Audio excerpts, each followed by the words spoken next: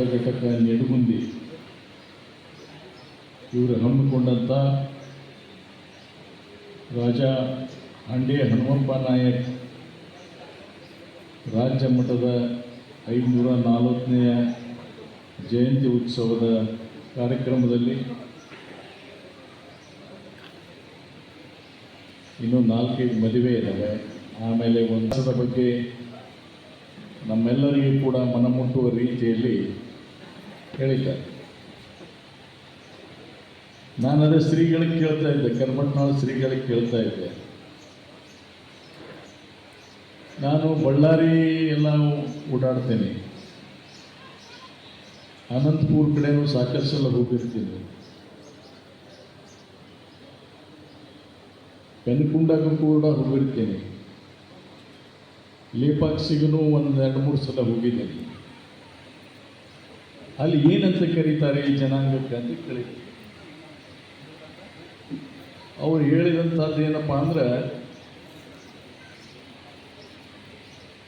ಹಾಂಡೆ ಅರಸರು ಸಾಮ್ರಾಜ್ಯವನ್ನು ಕಟ್ಟಿದ್ರು, ತದನಂತರ ಅದೆಲ್ಲ ಬಿಟ್ಟು ಈ ಕಡೆನೇ ಬಂದುಬಿಟ್ರು ಅಂತ. ಸಾಮ್ರಾಜ್ಯ ನಿರ್ಮಾಣ ಮಾಡಬೇಕಾದ್ರೆ ಏನೇನೆಲ್ಲ ಕೆಲಸ ಆಗಬೇಕು ಅದನ್ನು ಮಾಡಿದರು, ತದನಂತರ ಮತ್ತೆ ಈ ಕಡೆ ಭಾಗಕ್ಕೆ ಜಾಸ್ತಿ ಬಂದರು ಅಂತ ಕೇಳಿದರು. ಹೀಗಾಗಿ ಕೃಷ್ಣಾ ನದಿ ಮೇಲೆ ತೀರದ ಮೇಲೆ, ಮಲ್ಲಪ್ರಭಾ ತೀರದ ಮೇಲೆ ಇರುವಂಥ ಜನಾಂಗ ಏನಿದೆ ಅಲ್ಲ, ಮತ್ತು ಭೀಮಾ ತೀರದವರೆಗೂ ಕೂಡ ಬಿಜಾಪುರ ಜಿಲ್ಲೆಯಲ್ಲಿ ಅತಿ ಹೆಚ್ಚು ಇವತ್ತು ಜನಾಂಗ ನಾವು ಕಾಣ್ತೀವಿ. ಮತ್ತು ಹನುಮಪ್ಪ ನಾಯಕರವರು ಹುಟ್ಟಿದ್ದು ಮುತ್ತಿಗೆ ಅನ್ನೋದಂತಹ ಒಂದು ವಿಷಯ ಇರುವುದರಿಂದ, ಮುತ್ತಿಗೆ ಹನುಮಪ್ಪ ನಾಯಕರ ಹುಟ್ಟೂರಾಗಿದ್ದರಿಂದ ನನಗನ್ನಿಸುತ್ತೆ ಅವರ ಮೂಲ ಪ್ರದೇಶ ಇದೇ ಭಾಗ ಅಂತ ಅನ್ನಿಸ್ತಾ ಇದೆ. ಹೀಗಾಗಿ ನಾವು ಕೂಡ ಎಲ್ಲೇ ಹೋಗ್ತೀವಿ ನೋಡಿ, ಇವತ್ತು ನಿಮ್ಮ ಮಕ್ಕಳು ಕೂಡ ಹೋಗ್ತಾರೆ, ಅಮೇರಿಕಾಕ್ಕೆ ಹೋಗ್ತಾರೆ, ಇಂಗ್ಲೆಂಡಿಗೆ ಹೋಗ್ತಾರೆ, ಮತ್ತೆ ಎಲ್ಲೋ ಕಡೆ ನೌಕರಿ ಮಾಡೋಕ್ಕೆ ಹೋಗ್ತಾರೆ. ಕೊನೆಗೆ ಏನು ಬಯಸ್ತಾರೆ ಅಂದರೆ, ನಾನು ಹುಟ್ಟಿದ ಊರಿಯಲ್ಲಿಂತ ಪಾಲು ಗೋಣ್ ನಡಿ ಅಂತ ಬರ್ತಾರೆ. ಅದೇ ಮುತ್ತಿಗೆನೆ, ಅದೇ ಹೇಳ್ತೀನಿ, ಮುತ್ತಿಗೆನೆ. ಹೀಗಾಗಿ ಭಾಳಷ್ಟು ಜನಾಂಗ ಸಮಾಜ ಹುಟ್ಟಿ ಬೆಳೆದಂಥ ನಾಡಿದು, ನಮ್ಮ ನಾಡಿಗೆ ಹೋಗಿಬಿಡೋಣ ಅಂತ ಹೇಳಿ ಹೆಚ್ಚಿನ ಜನಾಂಗ ಮತ್ತು ಮರಳಿ ಬಂದಿರಬಹುದೇನೋ ಅನ್ನುವಂಥದ್ದು ನನ್ನ ಊಹಾಪೋಹಗಳು. ಏನೇ ಇರಲಿ,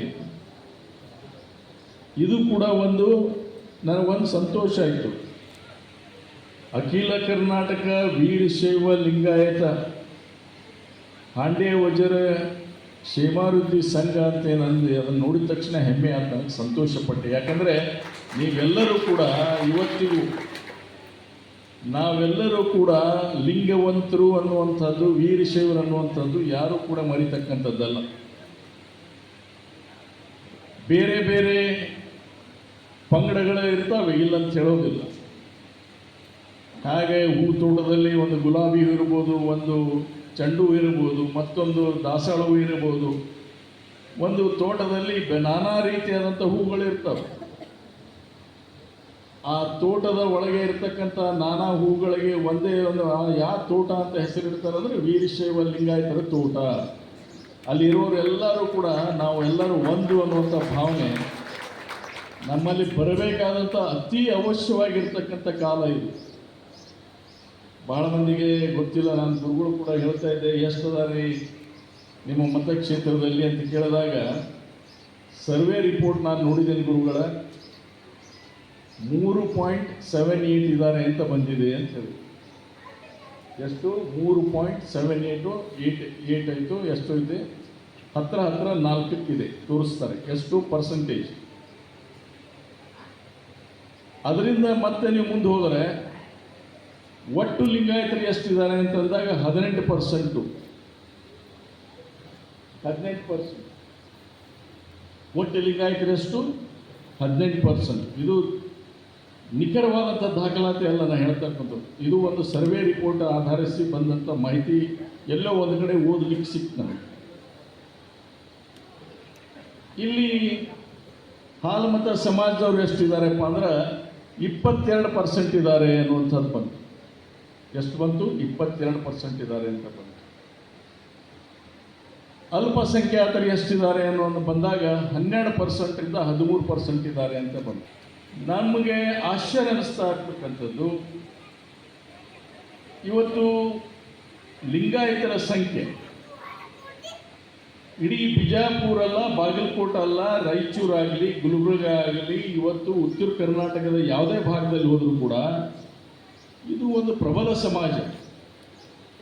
ಇವತ್ತು ನಾವು 3ನೇ ಸ್ಥಾನಕ್ಕೆ ಬಂದು ನಿಂದಿರ್ತಾ ಇದ್ದೇವೆ ಅಂತಂದರೆ ನಮ್ಮೆಲ್ಲರ ಒಂದು ಒಳಗೆ ಇರ್ತಕ್ಕಂಥ ಭಿನ್ನಾಭಿಪ್ರಾಯಗಳೇ ಇದಕ್ಕೆ ಕಾರಣ ಆಗ್ತಾ ಇದೆ ಅನ್ನೋದು ನಾವೆಲ್ಲರೂ ತಿಳ್ಕೋಬೇಕು. ನಮ್ಮೊಳಗಿರುವಂಥ ಭಿನ್ನಾಭಿಪ್ರಾಯಗಳೇ ಇದಕ್ಕೆ ಮೂಲ ಕಾರಣ.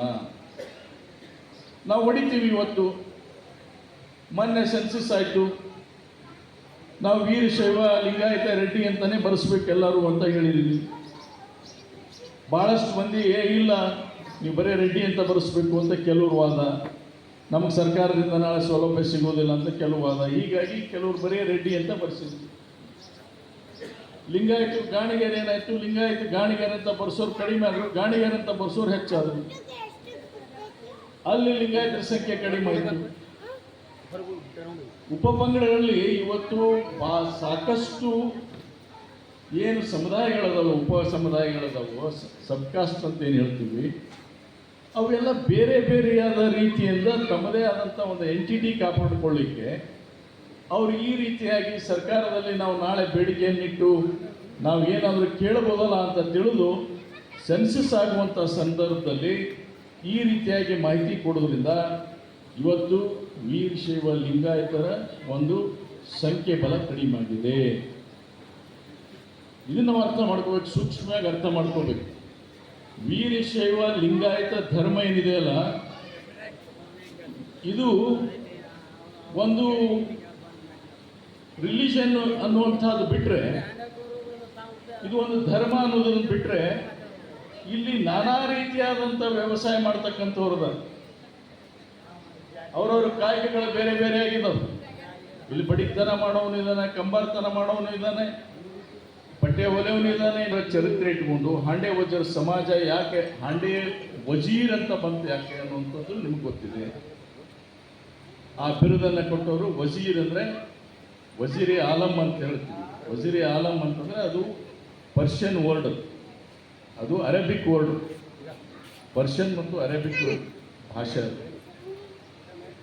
ಅದರ ಅರ್ಥ ಏನಪ್ಪ ಅಂತಂದ್ರೆ, ಒಂದು ಹಿರೇಸ್ತನ ಮಾಡತಕ್ಕಂಥವನು. ವಜೀರ್ ಅಂದರೆ ಹಿರೇಸ್ತನ ಮಾಡುವಂಥ ಜವಾಬ್ದಾರಿ ತಗೊಳ್ತಕ್ಕಂಥ ಒಬ್ಬ ನಾಯಕ, ಅವರಿಗೆ ವಜೀರ್ ಅಂತ ಕರೀತಾರೆ. ಅವನು ರಾಜ ಆಗಿರ್ಬೋದು, ಮಂತ್ರಿ ಆಗಿರ್ಬೋದು.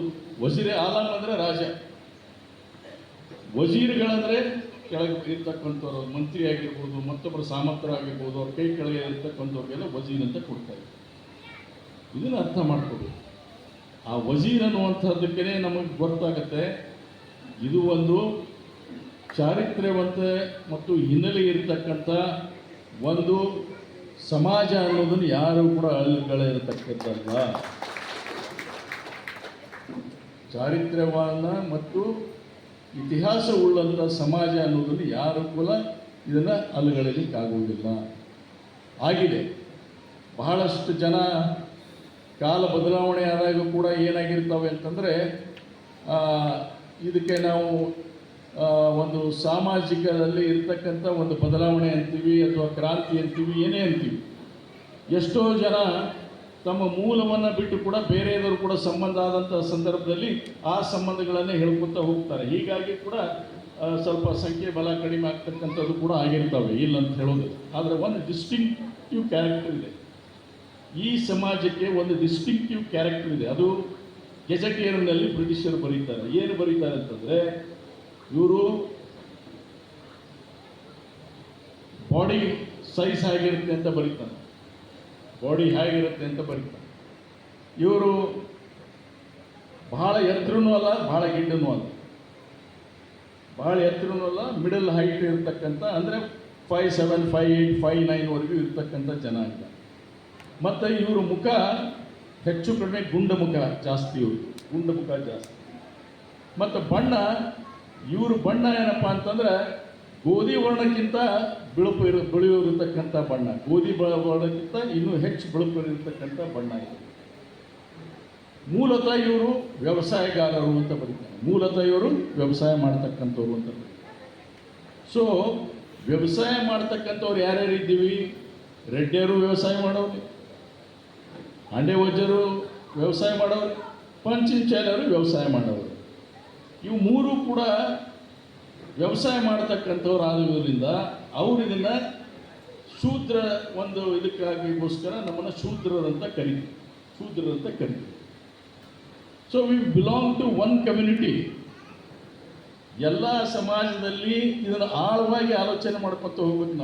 ನಾವು ಎಲ್ಲಿಂದ ಬಂದೀವಿ, ಹೇಗೆ ಬದಲಾಯ್ತೀವಿ, ಹೇಗೆ ಹೆಸರು ಬಂತು ಅಂತ ಹಿಂದೆ ರಿವರ್ಸ್ ಎಂಜಿನಿಯರಿಂಗ್ ಅಂತೀವಿ. ನಾವು ರಿವರ್ಸ್ ಎಂಜಿನಿಯರಿಂಗ್ ಮಾಡ್ತೀವಿ. ಈ ಒಂದು ಟೇಪ್ ರೆಕಾರ್ಡನ್ನು ಅಥವಾ ಅದನ್ನು ಫ್ಯಾನ್ ಇದೆ ಇಲ್ಲ, ಏರ್ ಕೂಲರ್ ಕೊಟ್ಟುಬಿಟ್ರೆ ಒಂದೊಂದು ಭಾಗನ ಬಿಚ್ತಾ ಹೋಗ್ತಾನೋ ಮಾಡಿ ಇದು ಕೊನೆಗೆ ಇದು ಹೆಂಗೆ ಕೆಲಸ ಮಾಡುತ್ತೆ ಅನ್ನುವಂಥದ್ದು ಬರೆದು ಅಂಥದ್ದು ಇನ್ನೊಂದು ತಯಾರು ಮಾಡ್ತಾನೋ.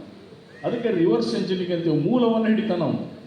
ಹಾಗೆ ನಮ್ಮ ಮೂಲವನ್ನು ಗುರುತಿಸ್ಕೊಳ್ಳೋಂಥ ಪ್ರಯತ್ನ ಈ ಒಂದು ಸಂಶೋಧನೆ ಮಾಡಿದಾರಲ್ಲ, ದಯವಿಟ್ಟು ಅದಕ್ಕೆ ಇನ್ನೂ ಹೆಚ್ಚು ಒತ್ತನ್ನು ಕೊಡಬೇಕು ಅನ್ನುವಂಥ ಮಾತು. ಕೇವಲ ಹನುಮಪ್ಪ ನಾಯಕನವ್ರಿಗೆ ಹೋಗಿ ನಿಂದಿಸ್ಬೇಡಿ, ಅದಕ್ಕಿಂತ ಹಿಂದೋಗಿ ಎಲ್ಲಿಂದ ಬಂದೀವಿ ಅಂದಾಗ ನಾವು ಎಲ್ಲಿಗೆ ಬಂದೀವಿ ಹಾಗೆ ಹಿಂದಕ್ಕೆ ಹೊಂಟಿವಿ ಅಂದ್ರೆ ಇವತ್ತು ನಾವು ಹನುಮಪ್ಪನ ಯಾಕೆ ಆರಾಧನೆ ಮಾಡ್ತೀವಿ? ಯಾಕೆ ನಾವು ಹನುಮಪ್ಪನ ಆರಾಧನೆ ಮಾಡ್ತೀವಿ? ಇದನ್ನು ಭಾಳ ಸೂಕ್ಷ್ಮವಾಗಿ ಆಲೋಚನೆ ಮಾಡಿ. ನಾವು ಏನು ಕರಿತೀವಿ ಅಂದರೆ ಮೂಲ ಪುರುಷ ಅಂತ ಕರಿತೀವಿ. ಅವನು ನಮ್ಮ ಮೂಲ ಪುರುಷ. ಆ ಆಕಾರದಿಂದನೇ ಇವತ್ತು ಮನುಷ್ಯನಾದಂಥವ. ಆ ಶಕ್ತಿಯುತವಾಗಿರ್ತಕ್ಕಂಥ ದೇವತೆಗೆ ನಾವು ಪ್ರತಿನಿತ್ಯ ಶನಿವಾರಗೊಮ್ಮೆ, ಮತ್ತೊಮ್ಮೆ ಹಬ್ಬ ಹುಣ್ಣಿಮೆಗೊಮ್ಮೆ, ಅಮಾಸೆಗೊಮ್ಮೆ ಹೋಗಿ ಅಲ್ಲಿ ಎಣ್ಣೆ ಹಾಕಿ ನಮಸ್ಕಾರ ಮಾಡಿ ಬರ್ತೀವಲ್ಲ, ಆ ಹನುಮಪ್ಪನ ಮೂರ್ತಿಗೆ ಯಾಕೆ ಅಷ್ಟೊಂದು ಬೆಲೆ ಕೊಡ್ತೀವಿ ಅಂದರೆ ನಮ್ಮ ಮೂಲ ಪುರುಷ ಅನ್ನುವಂಥದ್ದು. ಇದನ್ನು ತಿಳ್ಕೋಬೇಕು. ನಾವೆಲ್ಲ ನಮ್ಮ ಮೂಲಗಳನ್ನು ಹುಡ್ಕೊಳ್ಳೋಕ್ಕೆ ಪ್ರಯತ್ನ ಮಾಡೋಣ. ಅಂದಾಗ ನಾವೆಲ್ಲ ಒಂದನ್ನುವಂಥ ಭಾವನೆ ಬರಲಿಕ್ಕೆ ಪ್ರಾರಂಭ. ನಾವೇನು ಮಾಡ್ತೀವಿ, ಭಾಳ ಜಾಣರಿರ್ತೀವಿ, ರಾಜಕೀಯ ಮಂದಿ ಭಾಳ ಜಾಣರಿರ್ತೀವಿ. ಇದನ್ನೇ ಯಾವಾಗ ಹೆಂಗೆ ಚಿಲ್ಲರ್ ಮಾಡಿದ್ರೆ ಯಾರಿಗೆ ಎಷ್ಟು ಬೆಂಬಲ ಬರುತ್ತೆ ಅನ್ನೋ ಲೆಕ್ಕಾಚಾರ ಹಾಳೆ ಇಟ್ಕೊಂಡು ಕುಂತು ಬರೆಯೋಕ್ಕೆ ಚಾಲು ಮಾಡ್ತೀವಿ. ಇದನ್ನು ಅರ್ಥ ಮಾಡ್ಕೊಳ್ಳಿ. ಎಲ್ಲ ಲೆಕ್ಕವು ಒಂದೇ ಥರ ಆಗೋದಿಲ್ಲ. ಎರಡು ಕೂಡಿಸಿದ್ರು 4 ಆಗುತ್ತೆ, 2 ಮಲ್ಟಿಪ್ಲೈ ಮಾಡಿದ್ರು 4 ಆಗುತ್ತೆ. ಆದರೆ 3 ಕೂಡಿಸ್ರಿ 6 ಆಗುತ್ತೆ, ಮಲ್ಟಿಪ್ಲೈ ಮಾಡಿದ್ರೆ 9 ಆಗುತ್ತೆ. ಎಲ್ಲ ಅಂಕಿಗಳು ಕೂಡ ಒಂದೇ ಥರವಾದಂಥ ಬಿಹೇವಿಯರ್ ಇಲ್ಲ. ಅದರ ಅರ್ಥ ಅದರದೇ ಆದಂಥ ಒಂದು ಗುಣ ಇಟ್ಟುಕೊಂಡು ಆ ಅಂಕಿಶಾಸ್ತ್ರ ಕೂಡ ಹೇಳುವಾಗ ನಾವು ಏನು ರಾಜಕಾರಣ ಲೆಕ್ಕಾಚಾರ ಮಾಡ್ತೀವಲ್ಲ, ಆ ಲೆಕ್ಕಾಚಾರ ಒಮ್ಮೊಮ್ಮೆ ಸರಿ ಹೋಗೋದಿಲ್ಲ. ನಾವೊಂದು ಪೇಪರ್ ಮೇಲೆ ಬರೋದು ಲೆಕ್ಕಾಚಾರ ಸರಿ ಹೋಗೋದಿಲ್ಲ. ಎಲ್ಲಿವರೆಗೂ ನಮ್ಮ ಲೆಕ್ಕಾಚಾರ ನೀವು ಸರಿ ಮಾಡಬೇಕಂದ್ರೆ ನಿಮ್ಮ ಒಗ್ಗಟ್ಟೆ ಒಂದು ಶಕ್ತಿ ಅನ್ನುವಂಥದ್ದನ್ನು ನೀವು ಮರಿಬಾರ್ದು. ನಿಮ್ಮ ಒಗ್ಗಟ್ಟೆ ನಿಮ್ಮ ಶಕ್ತಿ ಆಗುತ್ತೆ. ಇದನ್ನು ಬಳಕೆ ಮಾಡ್ಕೊಳ್ಳಿಕ್ಕೆ ಅವಕಾಶ ಕೊಡಬಾರ್ದು. ಅದನ್ನು ಯಾವಾಗ ನಾವು ಬಳಕೆ ಮಾಡ್ಕೊಳ್ಳೋಕೆ ಕೊಡೋದಿಲ್ಲೋ ಆವಾಗ ನಾವೆಲ್ಲ ಒಂದಾಗಿ ನಾವು ಸಾಧಿಸಲಿಕ್ಕೆ ಸಾಧ್ಯ. ಸರ್ಕಾರಗಳು ನಮಗೆ ಹಂಚ್ತವೆ, ಸರ್ಕಾರಗಳು ನಮಗೆ ಗೌರವಿಸ್ತವೆ. ಇರಲಿ, ಸಣ್ಣ ಪುಟ್ಟ ಭಿನ್ನಾಭಿಪ್ರಾಯ ಇದ್ದೇ ಇರ್ತಾವೆ. ಮನೆಯಲ್ಲಿ 5 ಜನದಿಂದ 5 ಜನನೂ ಒಂದೇ ಥರ ಇರೋದಿಲ್ಲ. ಆದರೆ ಸಮಾಜ ಕಟ್ಟುವಾಗ ಕೆಲವು ಬಂದಂಥ ಸಣ್ಣ ಪುಟ್ಟ ಗೊಂದಲಗಳಿದೆ. ಅದನ್ನು ಶ್ರೀಗಳಂಥವ್ರು ಇರ್ತಾರೆ. ನೀವು ಅವರ ಜೊತೆ ಕೂತ್ಕೊಂಡು ಅದನ್ನು ಸರಿಪಡಿಸ್ಕೊಂಡು ಸಮಾಜದ ಹಿತದೃಷ್ಟಿಯಿಂದ ಒಂದಾಗಬೇಕು. ನಾನು ಹೇಳ್ತೀನಿ, ಬೇರೆ ಅರ್ಥ ತಿಳ್ಕೊಬೇಡಿ, ಬೇರೆ ಅರ್ಥ ತಿಳ್ಕೊಳ್ಳಿಕ್ಕೆ ಹೋಗಬೇಡಿ. ನೀವು ಯಾರು ಇವತ್ತು ಅಲ್ಪಸಂಖ್ಯಾತರಿದ್ದಾರೆ, ಅವರು ಆಸ್ತಿಗೋಸ್ಕರ ಜಗಳಾಡ್ತಿರ್ತಾರೆ, ಕೊಡ್ಲಿ ಬಡಿಗೆ ಹಾಕಿ ಹೊಡೆದಾಡ್ತಿರ್ತಾರೆ. ನಮ್ಮಂತರೂ ಕೂಡ ಆ ಸಂಘಟನೆ ಎಲ್ಲೋ ಒಂದು ಕಡೆ ಅದಕ್ಕೆ ಕೊಂಡಿ ಬಿಚ್ಚುವಂಥ ಕೆಲಸ ಏನಾಗ್ತಾ ಇದೆ, ಅದನ್ನೇ ಪುನಃ ನಾವು ಕೊಂಡಿಯನ್ನು ಬೆಸೆಯುವಂಥ ಕೆಲಸ ಆಗುವಂಥದ್ದು ಇವತ್ತು ಭಾಳ ಮುಖ್ಯ. ಇದನ್ನು ತಾವೆಲ್ಲರೂ ಮಾಡ್ತೀರಿ ಅನ್ನುವಂಥ ವಿಶ್ವಾಸ ಆಗಿದೆ. ಆ ಶ್ರೀಗಳನ್ನು ಇಟ್ಕೊಂಡು ಮುಂದೆ ಬರುವಂಥ ದಿವಸದಲ್ಲಿ ಬಹಳ ವಿಚಾರವಂತವಾಗಿ ನಾವು ಸಭೆಗಳನ್ನು ನಡೆಸ್ತಕ್ಕಂಥದ್ದಾಗಬೇಕು. ಆಮೇಲೆ ಶಿಕ್ಷಣಕ್ಕೆ ಹೆಚ್ಚು ಒತ್ತು ಕೊಡಬೇಕು. ಅದರ ಜೊತೆಯಾಗಿ ಶಿಕ್ಷಣದ ಜೊತೆಯಾಗಿ ಸಂಪಾದನೆ ಕೂಡ ಬಹಳ ಮುಖ್ಯ. ನೀವು ಯಾವ ಕಾಯಕವನ್ನು ಮಾಡ್ತೀರಿ ಅದನ್ನು ಪ್ರಾಮಾಣಿಕವಾಗಿ ಮಾಡಿದ್ರಿ. ಯಾವುದೇ ಕಾಯಕ ಆಗಿರ್ಬೋದು, ಅದನ್ನು ಪ್ರಾಮಾಣಿಕವಾಗಿ ಮಾಡಬೇಕು. ಮತ್ತು ಪ್ರಾಮಾಣಿಕತೆ ಅಂದರೆ ನಿಮ್ಮ ಕಿಸ್ಸಾಗಿಂತ ತೆಗೆದುಕೊಡು ಅಂತ ಹೇಳೋದಿಲ್ಲ. ನಿಮ್ಮ ಕಿಸ್ಸಾಗಿಂತ ತೆಗೆದುಕೊಟ್ಟು ಬಡವನಾಗಂತ ಹೇಳೋದಿಲ್ಲ. ಎಲ್ಲಿವರೆಗೂ ನಿಮ್ಮ ಕೈ ತುಂಬುತ್ತಾವೋ, ಎಲ್ಲಿವರೆಗೂ ನೀವು ಸಮಾಜದಲ್ಲಿ ಗುರುತಿಸ್ಕೊಳ್ತಕ್ಕಂಥ ವ್ಯಕ್ತಿ ಆಗ್ತಿರೋ ಅಲ್ಲಿವರೆಗೂ ಕೂಡ ನಿಮಗೆ ಗೌರವ ಬರುವುದಿಲ್ಲ. ಇವತ್ತು ಸಮಾಜ ಮಟ್ಟಕ್ಕೆ ಹೋಗಿ ನಿಂತಿದೆ. ಇದನ್ನು ನಾವು ಕಲಿಬೇಕು. ನಾನು ಭಾಳಷ್ಟು ಜನ ನೋಡಿದ್ದೇನೆ. ನನ್ನ ಜೀವನ ಇವತ್ತು 68 ಮುಗಿದು 69 ಪ್ರಾರಂಭ ಆಗ್ತಾವೆ. ನಾಳೆ ಅಕ್ಟೋಬರಿಗೆ 69 ಪ್ರಾರಂಭ ಆಗ್ತಾವೆ. ನನಗೆ ನಾನು ಭಾಳ ಜೀವನ ಉದ್ದಕ್ಕೂ ಭಾಳ ನೋಡಿದ್ದೇನೆ. ಏನು ನೋಡಿದ್ದೇನೆ ಅಂತಂದರೆ, ಹಣ ಇದ್ದವ ಬಡವಾದಾಗ ಏನು ಪರಿಸ್ಥಿತಿ ಇದೆ ಅನ್ನೋದನ್ನು ನೋಡಿದ್ದೇನೆ. ಬಡವ ಇದ್ದವ ಹಣದ ಪರಿಸ್ಥಿತಿ ಬಂದಾಗ ಏನು ಬದಲಾವಣೆ ಆಗಿದೆ ಅಂತ ನೋಡಿದ್ದೀನಿ. ಆ ಸಿಗುವಂಥ ಗೌರವ, ಅವನಿಗೆ ಸಿಗುವಂಥ ಅಂತಸ್ತು, ಅವನಿಗೆ ಜನ ಕೊಡುವಂಥ ಬೆಂಬಲ ಆಗ ನೋಡಿದ್ದೀನಿ. ಹಣ ಕಳ್ಕೊಂಡಂಥವ ಎಷ್ಟೇ ಅಂತಸ್ತು ದೊಡ್ಡವಾಗಿದ್ರೂ ಕೂಡ ಹಣ ಕಳ್ಕೊಂಡಂಥ ಸಂದರ್ಭದಲ್ಲಿ ಏನೂ ಇರಲಾರ್ದಂಥ ಸಂದರ್ಭ ಬಂದಾಗ ಎಲ್ಲರೂ ಅವನ ಪಿಟಿ ಮಾಡ್ತಾರೆ, ಇಲ್ಲ ಅನ್ನೋಂಗಿಲ್ಲ, ಅನುಕಂಪ ತೋರಿಸ್ತಾರೆ. ಆ ಅನುಕಂಪದಿಂದ ಅವನ ಸಂಸಾರ ನಡೆಯೋದಿಲ್ಲ ಅಥವಾ ಸಮಾಜವನ್ನು ಗುರುತಿಸುವುದಿಲ್ಲ. ಆ ಜಾಗೃತಿಯಿಂದ ವಿಚಾರವಂತರಾಗಿ ನಾವು ಸಮಾಜವನ್ನು ಕಟ್ಟಲಿಕ್ಕೆ ಮುಂದಾಗಬೇಕು. ಅದು ನಮ್ಮ ಯುವಕರಿಗೆ ಇವತ್ತು ನಾನು ಹೇಳ್ತಕ್ಕಂಥ ಒಂದು ಕಿವಿ ಮಾತಂತ ತಿಳ್ಕೊಳ್ರಿ ಅಥವಾ ನನ್ನ ಪ್ರಾರ್ಥನೆ ಅಂತ ತಿಳ್ಕೊಳ್ಳಿ. ದಯವಿಟ್ಟು ಆ ದಿಶೆಯಲ್ಲಿ ತಾವು ಮುಂದುವರಿಬೇಕು. ಮತ್ತು ಯಾವುದೇ ಆಗಿರ್ತಕ್ಕಂಥ ದುಶ್ಚಟಗಳಿದ್ದರೆ ದಯವಿಟ್ಟು ಆ ದುಶ್ಚಟಗಳನ್ನು ಬಿಡಬೇಕು. ನಾವು ದುಶ್ಚಟಗಳನ್ನು ಬಿಡಬೇಕು. ಆ ದುಶ್ಚಟಗಳನ್ನು ಇಟ್ಕೊಂಡು ನಾವು ಮುಂದುವರಿತೀವಿ ಅಂದ್ರೆ ಆಗ್ಲಿಕ್ಕೆ ಸಾಧ್ಯ. ಯಾರೇ ಆಗಿರಲಿ ಆ ದುಶ್ಚಟಗಳನ್ನು ಒಂದು ಹಂತಕ್ಕೆ ಬಂದಾಗ ಮಾಡಿರ್ಬೋದು, ಕಾಲೇಜ್ನಲ್ಲಿ ಮಾಡಿರ್ಬೋದು, ಮತ್ತೊಬ್ಬರು ಮಾಡಿರ್ಬೋದು, ಸಂದರ್ಭ ಬಂದಾಗ ಮಾಡಿರ್ಬೋದು. ಕೆಲವು ಏನಂತೀರಿ ಅದಕ್ಕೆ ಸಮಾಜದಲ್ಲಿ ಬೆರೆಯುವಂಥ ಸಂದರ್ಭದಲ್ಲಿ ಯಾವಾಗ ಒಂದು ಸಂದರ್ಭಕ್ಕೆ ಏನಾರು ಮಾಡಿರ್ಬೋದು, ನೀವು ನಿಮ್ಮ ಗೆಳೆಯರು ಕೂತ್ಕೊಂಡಾಗ ಮಾಡಿರ್ಬೋದು. ಆದರೆ ದಯವಿಟ್ಟು ಒಂದು ಜವಾಬ್ದಾರಿ ಬಂದ ಮೇಲೆ ನಾವು ಅದನ್ನೆಲ್ಲರೂ ಬಿಡುವಂಥದ್ದನ್ನು ಮಾಡಬೇಕು. ದೂರ ಆಗುವಂಥ ಪ್ರಯತ್ನ ಮಾಡಬೇಕು. ದೂರ ಆಗಲೇಬೇಕು. ಯಾಕಂದರೆ ಈ ಜೀವನ ನಮ್ಮ ಜೀವನ. ಯುವಕರಿಗೆ ಹೇಳ್ತಾ ಇದ್ದೀನಿ ನಾನು, ಈ ಜೀವನ ನಮ್ಮ ಜೀವನ ಅವಲಂಬಿತವಾದಂಥ ತಂದೆ ತಾಯಿಗಳು ಎಲ್ಲಿವರೆಗೂ ಇರ್ತಾರೋ ಅಲ್ಲಿವರೆಗೂ. ತಂದೆ ತಾಯಿ ಮುಂದಾದ ಮೇಲೆ ಯಾರೂ ನಮ್ಮನ್ನು ಕೇಳೋದಿಲ್ಲ. ಈ ಜೀವನ ನಮ್ಮ ಜೀವನ. ಇದನ್ನು ಸಾಗಿಸ್ತಕ್ಕಂಥದ್ದು ಮಾಡೋದಕ್ಕೆ ಆಗಬೇಕು. ಸಮಾಜದಲ್ಲಿ ಒಂದು ಹೆಸರು ಪಡಿತಕ್ಕಂಥದ್ದಾಗಬೇಕು. ಸಮಾಜದ ಸಂಘಟನೆಯಲ್ಲಿ ನೀವು ಪಾಲ್ಗೊಳ್ಳಬೇಕು. ಒಂದುಗೂಡಿಸುವಂಥ ಪ್ರಯತ್ನ ಮಾಡಬೇಕು. ಎಲ್ಲರೂ ನಮ್ಮವರು ಅನ್ನುವಂಥದ್ದನ್ನು ಬಸವಣ್ಣವ್ರ ವಚನ ಏನಿದೆ, ಇವನ್ಯಾರವ ಇವ ನಮ್ಮವ ಎಂದು ಅನಿಸಿರಯ್ಯ ಕೂಡಲ ಸಂಗಮ ದೇವ ಅಂತ ಏನು ಹೇಳಿದಾನೆ. ಆ ತತ್ವ ಸಿದ್ಧಾಂತದಲ್ಲಿ ಇಟ್ಕೊಂಡು ನಾವು ಜೀವನವನ್ನು ಸಾಗಿಸಿದರೆ ಖಂಡಿತವಾಗಿ ಸಮಾಜ ಒಂದು ಹೆಸರುವಾಸಿಯಾಗಿ ಕೇವಲ ಕರ್ನಾಟಕದಲ್ಲಿ ಮಾತ್ರವಲ್ಲ, ಹಲವಾರು ಮುತ್ತು ರತ್ನ ಹೌಳಿಗಳಿದಾವೆ ಈ ಸಮಾಜದಲ್ಲಿ. ಅವನ್ನೆಲ್ಲರೂ ಕೂಡ ಬೆಳಗಿಗೆ ತರ್ತಕ್ಕಂಥ ಕೆಲಸ ಆಗಲಿ ಅಂತ ಹಾರೈಸಿ ನನ್ನ ಮಾತಿಗೆ ವಿರಾಮ ನೀಡ್ತೇನೆ. ತಮ್ಮ ಸಮಾಜಕ್ಕೆ ಒಳ್ಳೆಯದಾಗಲಿ. ಹಾಂಡೆ ವಜ್ರ ಸಮಾಜ ಮುಂದೆ ಬರುವಂತಹ ದಿವಸದಲ್ಲಿ ಇನ್ನೂ ಹೆಚ್ಚು ಪ್ರಗತಿ ಸಾಧಿಸಿ ಜನರ ಕಣ್ಣು ತೆರೆಸ್ತಕ್ಕಂಥ ಕಾರ್ಯಕ್ಕೆ ಕೈ ಹಾಕಲಿ ಅಂತ ಹಾರೈಸ್ತೀನಿ. ನಮಸ್ಕಾರ. ಜೈ ಹಿಂದ್, ಜೈ ಕರ್ನಾಟಕ.